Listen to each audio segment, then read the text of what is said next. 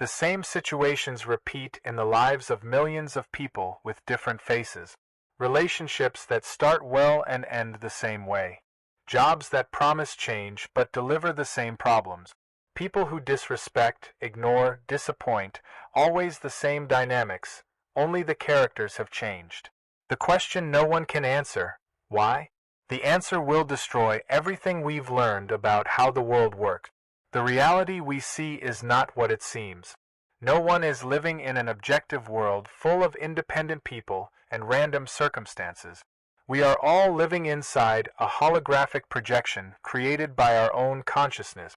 Every person who crosses our path, every situation that challenges us, every experience that marks us, all of this is a precise reflection of what's happening inside. Not metaphorically, literally.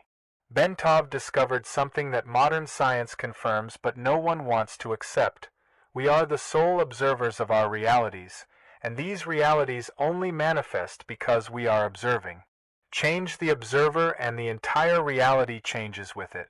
Not because we're pretending or thinking positive, but because we alter the fundamental frequency that creates our experience.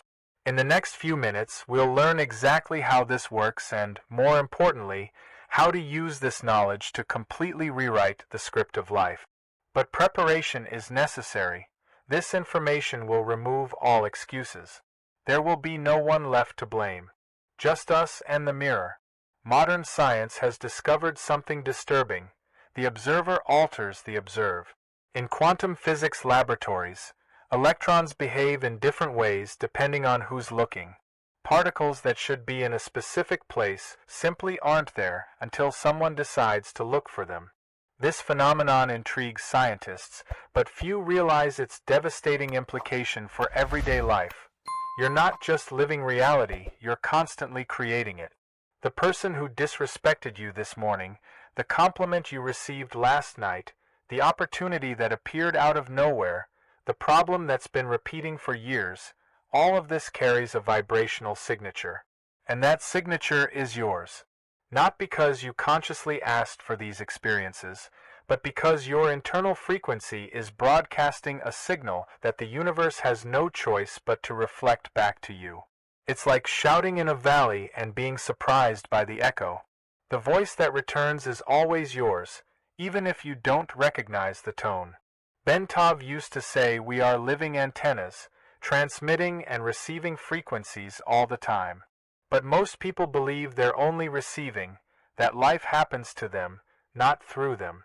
This is the greatest misconception of the human experience. The truth is that nothing reaches you that wasn't first a vibrational match with something inside you. No person, no circumstance, no event. Think about how the brain works. It receives billions of stimuli per second: sounds, images, sensations, smells. If it processed all of this consciously, you'd go insane in minutes. So it filters. It chooses what to show you based on internal programming. Your beliefs, your fears, your expectations. This means two people can be in the same room, looking at the same situation, and literally see completely different things. Not because one is right and the other wrong, but because each is tuned to a different frequency. This brain filter isn't neutral. It doesn't show reality as it is. It shows reality as you are.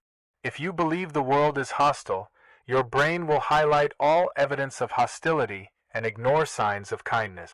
If you believe you're never enough, you'll attract situations that confirm this belief repeatedly. Not because the universe is cruel, but because you're asking for this confirmation without realizing it. Every thought is a request. Every sustained emotion is an energetic purchase order. The problem starts here. You look in the mirror and try to change the reflection. You try to smile at the sad image, yell at it, beg it to change. But the reflection has no power of its own. It can only show what's in front of it. So you spend years trying to change people, control situations, force results, without realizing you're fighting against echoes of your own vibration. Every effort spent trying to change the external is wasted energy. Real change only happens in one place, and that place is not out there. This is a difficult truth to accept because we've been programmed to believe we are victims of circumstances. We've been taught that things happen to us, that the world is something separate from us, an external force we must fight against or adapt to. But this separation is an illusion.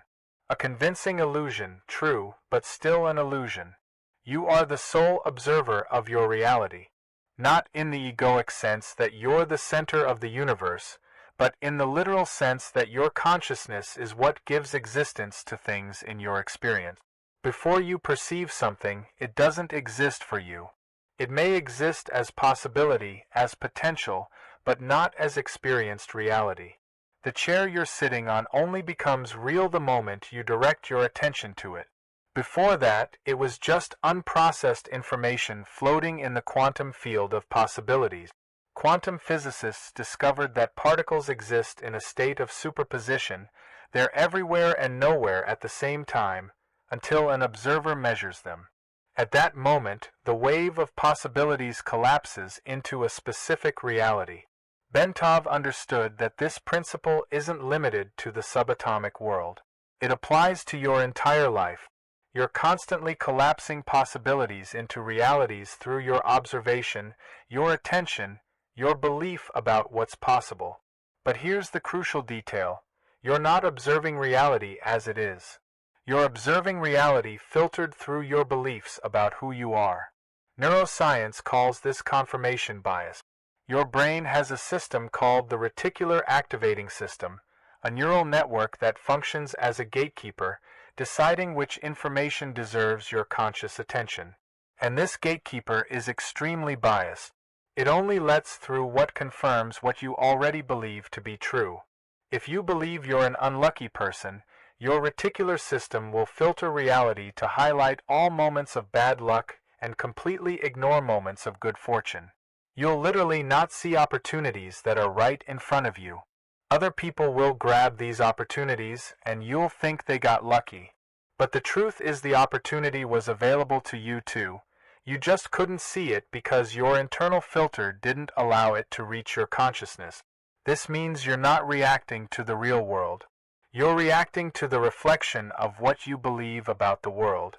You're living inside a perceptual bubble created by your own beliefs, and this bubble determines everything you experience. Two people can have the same conversation with the same person and leave with completely opposite interpretations. One saw respect, the other saw disrespect. One saw opportunity, the other saw rejection. Neither is lying. They really perceived different things because their internal filters are different. Everything you focus on energetically expands. This isn't superficial positive thinking. It's basic physics of consciousness. Energy flows where attention goes. This isn't abstract metaphysics. It's an observable principle of consciousness. Every time you focus on a problem, you feed that problem with your life force. Every time you mentally revisit a hurt, you're literally recreating that experience in your energetic field. You're not remembering the past, you're bringing the past into the present and projecting it into the future. You're creating a time loop where the same vibration repeats indefinitely. Bentov explained that the universe responds to the predominant frequency you emit, not to your occasional desires or passing thoughts. You can think positive for 5 minutes, but if you spend 23 hours and 55 minutes vibrating in fear, doubt, and frustration, which frequency do you think the universe will reflect back? The math is simple. Your reality is a direct reflection of your average vibrational state, not your occasional moments of hope. Here's where most people get stuck. They look at the broken mirror and try to fix the reflection. They see a problematic relationship and try to change the other person. They see lack of money and just try to work more hours. They see disrespect and try to control others' behavior. But you don't fix a reflection by messing with the mirror. You fix it by changing what's being reflected. And what's being reflected is always you, your vibration, your beliefs, your self-image. The people in your life are messengers. They're not there by chance, and their behavior toward you isn't about them, it's about you. Someone treats you with disrespect? That's a messenger showing you that you still tolerate disrespect on some internal level. Someone admires you deeply? That's a messenger reflecting a quality you possess but perhaps don't fully recognize. Someone ignores you? A messenger showing where you're ignoring yourself. This isn't a comfortable idea. No one wants to hear that the abusive boss, the neglectful partner, or the traitorous friend are reflections of something internal. The first reaction is always defensive. But I didn't choose this. I didn't ask to be treated this way. And it's true, you didn't ask consciously. But your vibrational frequency asked. Your silent self-image asked. Your unconscious beliefs about what you deserve asked. And the universe, being a perfect mirror, delivered exactly the vibrational match. Constantly reacting to reflections creates repetitive patterns. You end a bad relationship and enter another exactly the same with a different person. You change jobs fleeing a difficult boss and find another difficult boss at the new place. You distance yourself from a toxic friend and attract another toxic friend. Not because you're unlucky, but because you haven't changed the frequency that attracts these experiences. You're changing the scenery but maintaining the same vibrational script. Life stagnates the moment you assume the victim role. Not because being a victim is morally wrong, but because the victim position is energetically inert. Victims wait for the world to change first so they can then feel better. They wait for people to behave differently, for circumstances to improve, for someone to come save them. And while they wait, they continue emitting the same frequency of powerlessness that created the original situation. It's a self-perpetuating cycle. Bentov observed that most people live reacting. They wake up in the morning reacting to the alarm, react to traffic, react to the boss, react to their partner, react to bills, react to the news. The entire life experience becomes a series of automatic reactions to external stimuli. And in this reactive state, you're never really creating, you're just being pushed by the waves. You're letting the reflection dictate how you feel, how you think, who you are. But what happens if you change the frequency? If you deliberately choose to vibrate differently, even though the reflection hasn't changed yet? This requires tremendous strength because you're going against all your conditioning. You're choosing to feel good before having external evidence that things are good. You're choosing to see yourself as worthy before people treat you as such. You're choosing abundance while the bank account still shows scarcity. This isn't denial of reality. It's understanding that current reality is just the delayed reflection of a past vibration. And if you want a different reflection tomorrow, you need to change the vibration today. The mirror doesn't change first. You change first, and then the mirror has no choice but to reflect the new version. But this time interval between internal change and external change is where most people give up. They change for a few days, don't see immediate results, and return to the old frequency. Altering your frequency doesn't mean pretending everything's okay or forcing positive thought. It means fundamentally changing how you relate to yourself. It means stopping the search for external validation to feel valuable. It means stopping waiting for someone to respect you so you can respect yourself. It means stopping waiting for money to appear so you can feel abundant. You reverse the order. You become internally what you wish to experience externally. The people around you will respond to this change. They have no choice. They're responding to your vibrational frequency, not your personality or history. Someone who always disrespected you may suddenly start treating you differently without you having said a word. A boss who ignored you may suddenly notice you. Opportunities that never appeared start to emerge. Not because the world changed, but because you changed the vibrational script. The reality you see now is the past. This is hard to accept because it seems so present, so immediate, so real. But what your eyes capture, what your ears hear, what your hands touch, all of this has already happened. The physical world is a delayed emotional report. It's the material manifestation of a vibration you emitted days, weeks, perhaps months ago. You're literally seeing the past projected as the present. Bentov compared this to the time it takes for light to travel. You look at a star in the night sky and see the light it emitted thousands of years ago. That star may not even exist anymore, but you're still seeing its glow. Your reality works the same way. You're seeing the manifestation of a frequency you're no longer emitting. And if you continue reacting to this old manifestation as if it were the present, you'll perpetuate the cycle. You'll keep creating the same reality repeatedly. This explains why internal changes don't produce instant result. People change their mindset and get frustrated because external life doesn't change immediately. But of course it doesn't. The physical world has a processing delay.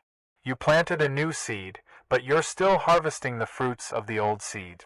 If you give up now, you'll go back to planting the old seeds and never see the new harvest. Transformation requires that you sustain the new frequency long enough for it to manifest. So you face a difficult situation.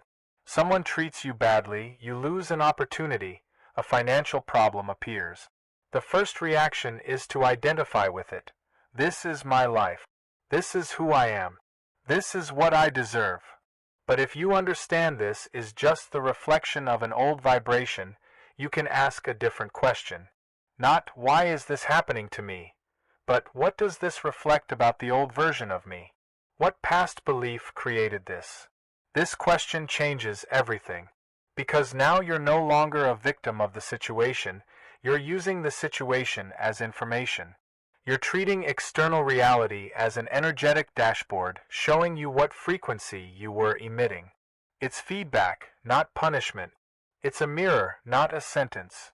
And with this information, you can consciously choose who you want to be now. Not who you were, but who you choose to be in this moment. This choice is the only real power you possess. You can't control the reflection directly, but you can control the source. And by controlling the source, you inevitably change the reflection. But this requires iron discipline, because you'll be tempted thousands of times a day to react to the old reflection, to believe it's more real than your new internal choice. Look at life in this moment. What pattern is repeating? What situation keeps appearing with different people? That's the mirror showing the frequency that needs to change. The question is, which version will be chosen now? The old one that complains about the reflection or the new one that changes the source? Leave in the comments. What's the pattern that repeats most in your life and what internal frequency is creating it? This reflection can change everything. If this content made sense, subscribe to the channel and turn on notifications. New videos about consciousness and transformation are published every week. The mirror is waiting. The change begins now.